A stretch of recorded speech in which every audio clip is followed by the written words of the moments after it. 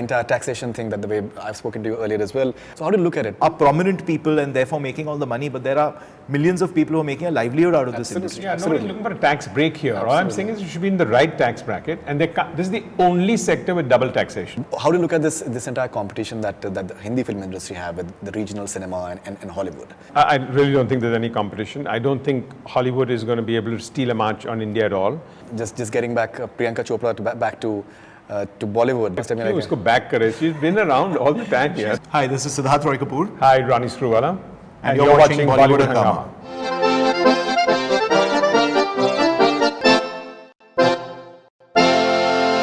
All right, now coming to the entire taxation thing, that the way I've spoken to you earlier as well. Now, what we've recently seen in Madhya Pradesh and how they went on a strike and they face this rough weather. So how do you look at it? Do you think that you're happy with the way things are as of now? No. The fact that there's dual taxation in this industry is absurd, number one.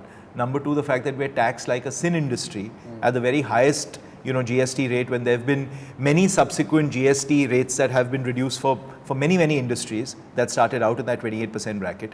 I think it's just about the way that the industry is perceived, and that's something that needs to change over time. We're perceived as a frivolous sort of activity. We're not perceived as a regular industry the way that others are, and the fact that there is the power that the local bodies have to impose a tax at their level as well, exactly, which can be exercised with with really no constraints. That's the problem. I think the government keeps saying soft power, but I don't know why they look at this, which is the most strongest soft power, to go and project itself as a brand to the world and calling it a sin power. And I think somewhere down the line, maybe we've done a bad job also in communicating that. And that perception is just carried on the other side, that no, this is excessive, few people make a lot of money. Now, but you're still talking about getting 300 million people to watch a movie and actually get influenced in a positive manner. So this and you're employing millions of people. Yeah, there's so many people involved in those activities. Here, you just talk about the few people who are prominent people and therefore making all the money, but there are millions of people who are making a livelihood out of this industry. Yeah, nobody's looking for a tax break here. All I'm saying is you should be in the right tax bracket, and this is the only sector with double taxation. Exactly. And do you find it a bit sad that that year after year, and irrespective of the governments, there is no mention of the film industry in the budgets?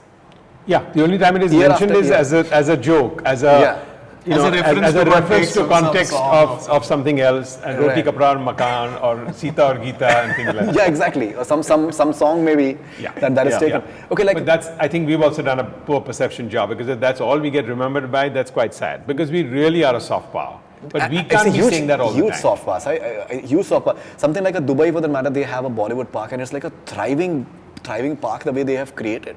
I mean, the fact that the Chinese premier has mentioned Dangal in his meeting with our PM, exactly, obviously means that somewhere this industry is helping to create a certain perception of the country, and we need to acknowledge that and we need to encourage it.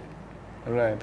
So, but do you feel that maybe something concrete maybe should be done, because the fact is that it has this huge influence, but somehow, and even in terms of the penny has to drop, and it's a two-way street. We have to do some things, and I think everyone needs to be patient enough to listen to us. Both sides have to work on that, I think. All right. Okay, and so how do you look at this entire competition that the Hindi film industry have with the regional cinema and Hollywood?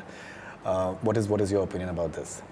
Well, we are really one of the only local film industries to have survived the onslaught of Hollywood over the last 100 years and more, and to have thrived.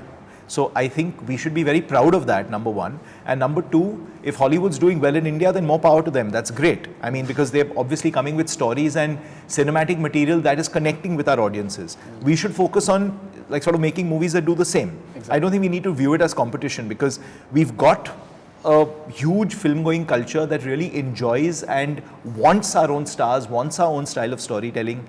So the concern really doesn't lie there. It lies in the type of stories we're telling.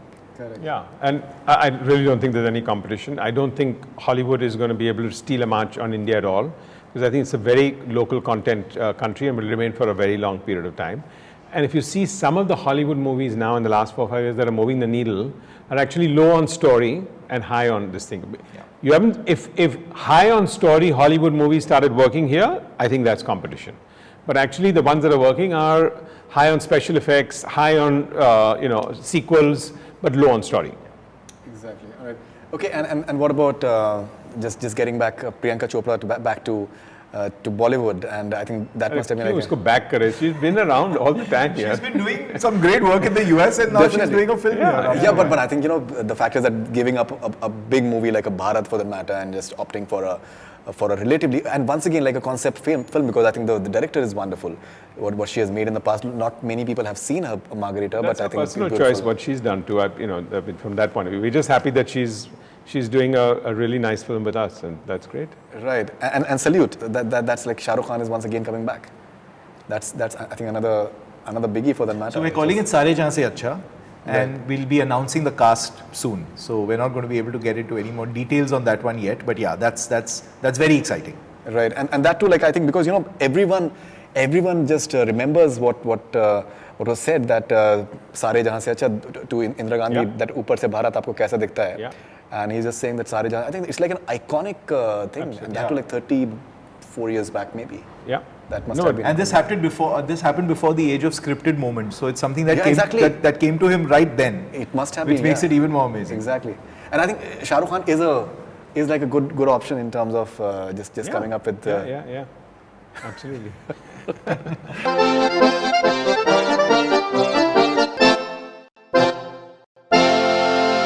Hi, this is Siddharth Roy Kapur. Hi, Ronnie Screwvala. And you're watching Bollywood Hungama.